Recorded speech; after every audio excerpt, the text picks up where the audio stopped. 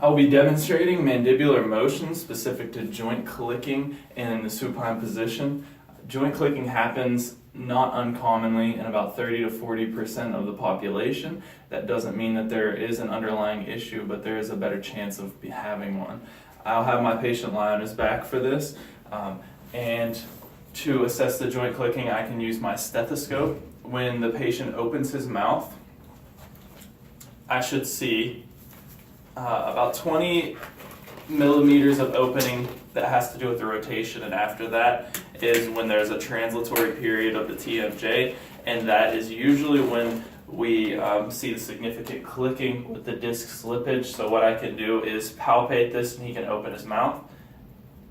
Okay, and I can feel his TMJ moving in that position, and next I can put the stethoscope right over where I was palpating on the TMJ. He opens his mouth, closes, and there could be clicking in either way. The more popular time for the clicking is when there is opening of the mouth.